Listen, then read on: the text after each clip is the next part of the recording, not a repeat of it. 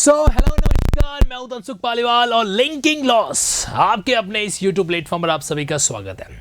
आज की खबर कुछ अलग तरीके की है। गाजियाबाद यूपी का एक शहर, वहां पर चल रही है वकील समुदाय की एक भारी नाराजगी। वकील यानी कि एडवोकेट्स, यानी कि आप और हमसे जुड़ा हुआ एक प्रोफेशन, लीगल प्रोफेशन। तो हुआ क्या मामला, किस तरीके से मामला चला वगैरह, वो सारी बातें जो है इस वीडियो के अंदर आपके बीच में करने वाला हूँ। बात इतनी सी है कि एक डिस्ट्रिक्ट जज साहब का कोर्ट अपनी रेगुलर प्रोसीडिंग, रेगुलर कार्रवाई है जो कर रहा था, और उस समय जो है एक मामला आता है किसी केस को ट्रांसफ़र करने के रिगार्डिंग। हो सकता है कुछ तथ्य जो हो वो सुनने वाले यानी कि आप लोगों को शायद कुछ और अच्छे तरीके से पता हो, लेकिन जो जानकारी है मैं आपके बीच में शेयर करना चाहता हूँ। तो डीजे साहब का कोर्ट है जो चल रहा था, डिस्ट्रिक्ट जज जो कि जिले का सबसे बड़ा है जो कोर्ट होता है, तो वहाँ पे क्या चल रहा था, मैटर चल रहा था कि केस को ट्रांसफ़र किया जाए किसी अन्य कोर्ट के अंदर वगैरह वगैरह। तो इस दौरान जो है जज साहब और जो वकील लोग हैं उनके बीच में किसी बात को लेकर तर्क वितर्क है जो हो गया।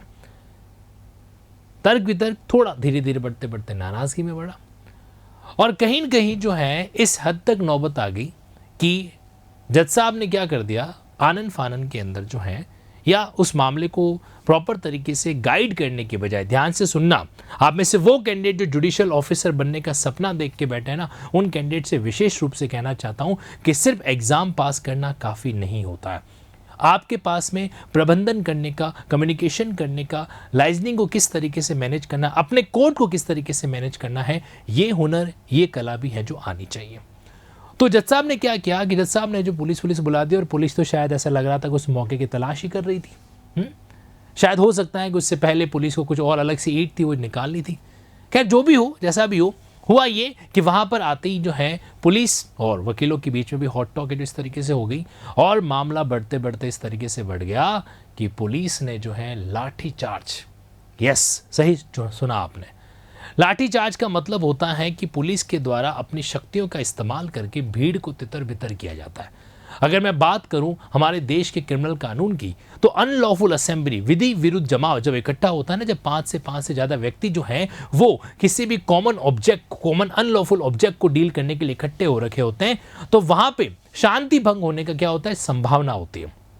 पब्लिक प्लेस पर ऐसा कुछ हो तो वहाँ पर अधिकार होता है पुलिस को कि वो क्या कर सकती हैं, इस तरीके से सिविल फोर्स का इस्तेमाल करते हुए भीड़ को तितर बितर कर सकती है। लेकिन वो तब होता है जब वो असेंबली अनलॉफुल हो। क्या तब भी आप उसको इस्तेमाल करेंगे जब कोर्ट प्रीमाइसेस के अंदर, जो कि वकीलों की कर्म भूमि होता है, वहाँ पर वकील इकट्ठे हो रखे हैं, एडवोकेट्स इकट्ठे हो रखे हैं, और इस दरमियान जो है एडवोकेट्स की जो लोग असेंबली है उसके ऊपर इस तरीके से क्या किया जाए, लाठीचार्ज है जो किया जाए। मैं आपको कुछ वीडियो दिखाऊंगा। मेरा उद्देश्य इस वीडियो के माध्यम से आप लोगों को विचलित करना नहीं है, लेकिन हाँ इतना ज़रूर आपको बताना चाहता हूँ कि कुछ चीज़ें देश के अंदर, समाज के अंदर नहीं होनी चाहिए, और जब वो होती हैं तो कहीं कि वो बड़ा एक पेन है जो क्या करती है, क्रिएट है जो करती है। यहाँ पर मतलब किस वे में चीज़ों को इस तरीके से डील करना कि ऐसी भी क्या नौबत आ जाती है कि आप मारपीट के अलावा या फोर्स के अलावा किसी अन्य तरीके से चीज़ों को मैनेज नहीं कर पाते। ऐसा ही कुछ हुआ हमारे देश के गाजियाबाद के इस कोर्ट के अंदर, और यहाँ पर आप इस छोटी सी वीडियो के अंदर शायद ऑब्जर्व कर पा रहे होंगे कि किस तरीके से कुर्सियाँ उठाना, पुलिस के द्वारा, पुलिस के हाथ में डंडे आप देख रहे हैं, फिर वहाँ पे विरोध है जो इस तरीके से बढ़ता है। और सुनने में ये भी आया कि कोर्ट के कुछ प्रीमाइसेस के अंदर जो है आजकल के अंदर आगजनी जैसी भी कुछ खबर है जो देखने को मिली, कुछ असामाजिक तत्वों के द्वारा ऐसा किया गया होगा। आरोप ये भी है कि इसके अंदर पुलिस का ही मिलीभगत है जो हो रहा है। Let's see. तो इस तरीके से फिर वहाँ पे जो वकील समुदाय है, यानी कि वहाँ पे जो एडवोकेट एसोसिएशन है, वो इकट्ठी हो गई, और उन्होंने जो है इस तरीके से निर्णय लिया है कि वकील जो है हड़ताल पे रहेंगे। कब तक? क्योंकि अल्टीमेटली जो है दो व्यक्तियों पर, दो कैटेगरीज के ऊपर आरोप है जो लग रहा है। नंबर 1 जो वहाँ के डिस्ट्रिक्ट जज साहब हैं अनिल कुमार जी, तो उनके ऊपर ये आरोप लग रहा है कि उन्होंने इस तरीके से अपनी एक टीस निकाली, इन्होंने जो है अपना एक गुस्सा जो है पुलिस के माध्यम से जाहिर है जो करवाया, और दूसरा उन पुलिस कर्मियों पे जिन्होंने इस तरीके से वकीलों पर क्या किए, लाठियां हैं जो बरसाने का काम है जो किया। अब ये चीज़ वाकई में यहाँ पर बड़ा ही पेड़ा और पेनफुल है। मैं आपको दिखाना चाहता हूँ कि कहाँ पर है ये गाजियाबाद शहर। ये जो नक्शा है ना, इस नक्शे को आप धीरे धीरे जैसे जब झूम आउट करेंगे ना, जब इसको छोटा करते चले जाएंगे तो आपको पता चलेगा कि गाजियाबाद न्यू दिल्ली के पास में यूपी का, उत्तर प्रदेश का जो है क्या है, एक जिला है। और इसी जिले के अंदर ये भारत का इस पार्ट को, ठीक है, तो न्यू दिल्ली के बिल्कुल पास में पड़ता है, यानी कि देश की कैपिटल के बिल्कुल पास में है। तो इस जगह पर क्या हुआ है, ये वाला वारदात है जो हुआ, ये जो घटना है जो अंजाम हुआ है। अब यहाँ पर जो डिस्ट्रिक्ट जज साहब है अनिल कुमार जी, मैं उनका छोटा सा परिचय जो है आपके बीच में जरूर देना चाहूँगा। देखिए अनिल कुमार जी, जो उनका रिटायरमेंट जो है 2031 को होने वाला था, यानी कि आज से तकरीबन 6-7 साल बाद में उनका रिटायरमेंट है जो होने वाला है। ओके, तो उनके द्वारा जो है, आप देखो, आप डायरेक्टली जो है क्या बने थे, इन्होंने हायर जुडिशियल सर्विस का एग्जाम क्रैक किया था 2008 के अंदर। और इससे पहले जो है ना आपने, मतलब 1996 में एलएलबी आपने कंप्लीट है जो कर रखा है। और इससे पहले 2008 से देवरिया के आप एडीजे बने थे, उसके बाद SC/ST कोड, उसके बाद में मोटर व्हीकल एक्ट के ट्रिब्यूनल के आपको जो है चेयरमैन बनाया गया, प्रिजाइडिंग ऑफिसर है जो बनाया गया था। और फिर आपने जो है गाजियाबाद को ज्वाइन किया था पिछले साल, यानी कि 7 अगस्त 2023 से। सुनने में ये भी इस बात का आ रहा है कि उस समय से लेकर काफ़ी समय जज साहब का जो व्यवहार जो है, जो कंडक्ट जो है, वो थोड़ा सा एक जज के एंगल से, एक जुडिशियल ऑफिसर के एंगल से जो है वो ठीक नहीं था। लेकिन जो हद जो है वो तब होगी जब इस तरीके की मारपीट जो है एक बेंच के प्रिजाइडिंग ऑफिसर के सामने जो है बार के मेंबर्स पर की गई।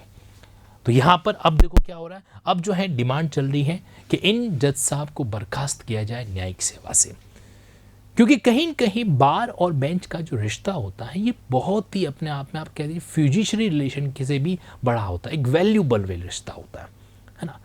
मतलब जितनी ज़रूरत हमारे देश को न्यायिक अधिकारियों की होती है, उतनी ही ज़रूरत हमारे देश को वकील यानी कि लीगल प्रोफेशन के रेस्पेक्टेड मेंबर्स की भी होती है। छोटी सी बात हो सकता है एग्रेशन ज़्यादा दिखा दिया गया हो, तो इस केस के अंदर ये एक तरीके से धब्बा है, एक तरीके से दाग लगा है किसके ऊपर, जो कोर्ट प्रोसीडिंग की कार्रवाई हमारे भारत देश में होती है उस संबंध के अंदर। आप अपनी राय कमेंट बॉक्स में अभिव्यक्त कर सकते हैं, बट मेरा आपसे एक निवेदन जरूर रहेगा कि हमारे देश को या हमारे उत्तर प्रदेश को या हमारे समाज को आप इस एक एग्जाम्पल से घृणित दृष्टि से मत देखिएगा।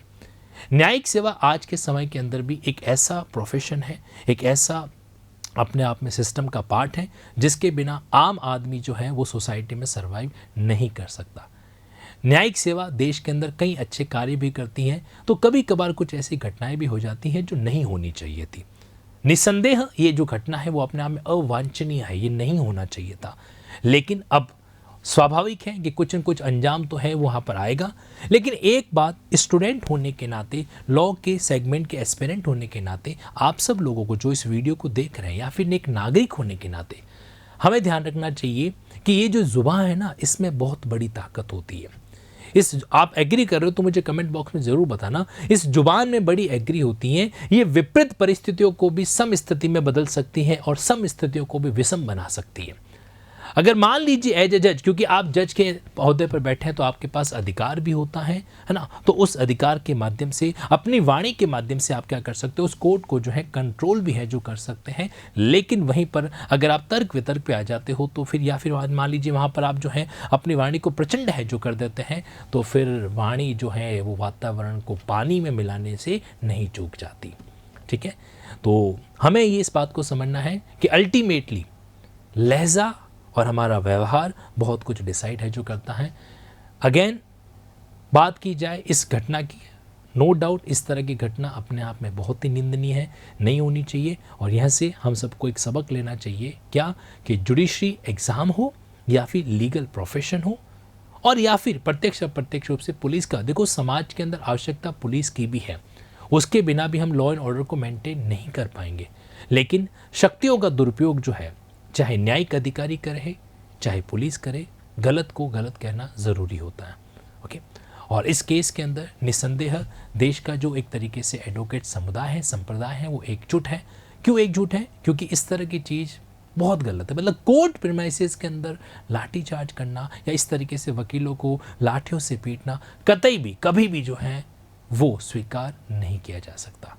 कुछ लोगों की संकीर्ण मानसिकता का जो है इस तरीके से वातावरण क्रिएट करना बहुत ही गलत अपने आप में है जो हो सकता है। देश के लिए भी और देश की जनता के लिए भी, और स्वाभाविक से विधि के इस व्यवसाय के लिए भी, लीगल प्रोफेशन के लिए भी।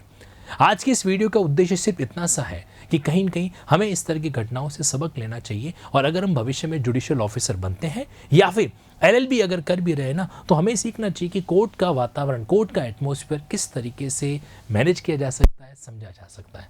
बस यही बात मैं आप लोगों से कहना चाहता हूँ। ऑनलाइन के प्लेटफॉर्म पर कई सालों से जो है जुडिशरी के प्रोफेशन को, जुडिशरी के एग्ज़ाम के लिए स्टूडेंट को तैयार करने का एक सौभाग्य ईश्वर ने दिया है, लेकिन जब इस तरह की घटनाएं होती हैं तो मन दुखता है। और शायद यही एक, ये अपने आप में एक कारण भी है कि आज मैं आपके सामने इस वीडियो को जो है प्रस्तुत है जो कर रहा हूँ।